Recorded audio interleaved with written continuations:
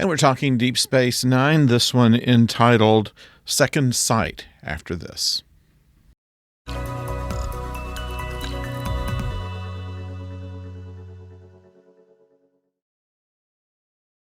Hello out there, I'm the oldest nerd, and today we're talking Second Sight, a retro review of Deep Space Nine for this Tuesday. This is one where we have a rare appearance of Jake Sisko without Nog.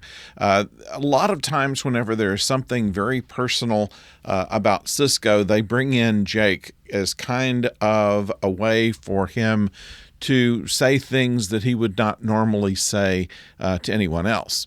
And while Dax points out that he told Curzon everything, he said, well, there's nothing to tell yet. And that's not the truth, but it was something that he did talk to Jake about. And so Jake was useful in that aspect.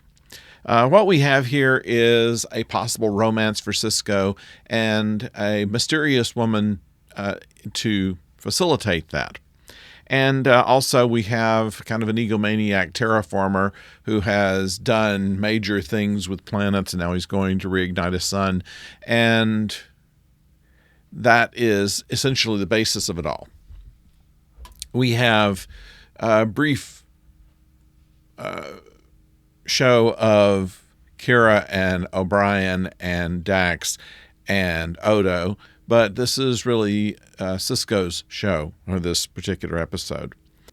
It's on the anniversary of the attack at Wolf 359, which was the battle with the Borg, which killed Sisko's wife, and it is a 4th year anniversary of that to give us some kind of aspect of what we're dealing with as far as time is concerned. So he is somewhat down in the dumps, and by meeting somebody new, it kind of brings up his spirits to the point to where virtually everyone notices. Her name is Fenna, and we don't know anything about her. She won't say anything about herself, but she always seems to say just the right thing, just the thing that Sisko would consider to be just the perfect response or the perfect item to bring up. And it's almost too good to be true, which of course it will be. And so while we can kind of predict that this is going to end, because this is the way television romance goes, you meet somebody and they either come down with some incurable disease, they are some kind of con artist, or there's something else than what they originally seemed to be. And in this case, it does not disappoint in that manner, although they do come up with kind of a novel thing as to who this is and why she's doing what she's doing. And it shows another Starfleet ship that doesn't seem to have a captain in it. They have like a lieutenant that's commanding it as obviously a science vessel. And we have our terraformer apparently in charge of everything there. That's kind of interesting, but we won't go too far into it. Once again, some of the background on Dax, just a little bit really, in how Curzon was with romances and women and things such as that. So with all of this, we have how Sisko feels when he is sad, when he is in love, and when all that starts to unravel.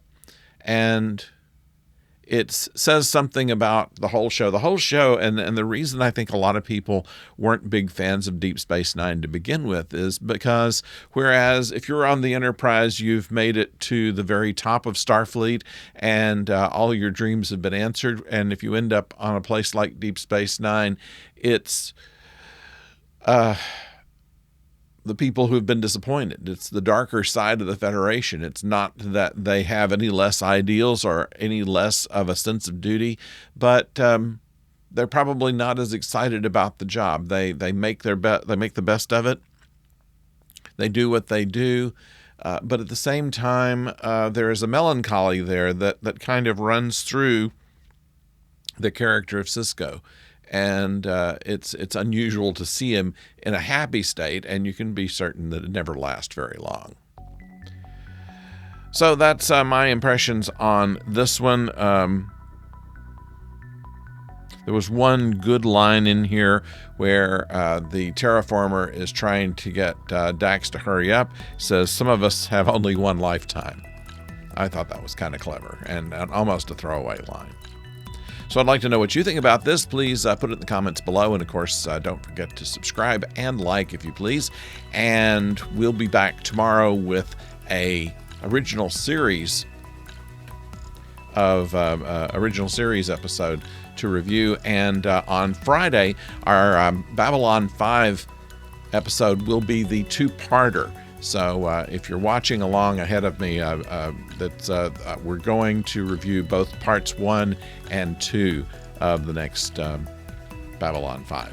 So, and then, of course, we're following Doctor Who. The third and last David Tennant special is going to be on Saturday, and we'll have our review ready on that by Monday. And then we'll be looking forward to them for the Christmas special, where we'll have the first full episode with Ncuti Gatwa as the new Doctor. So until we talk to you again, don't go far.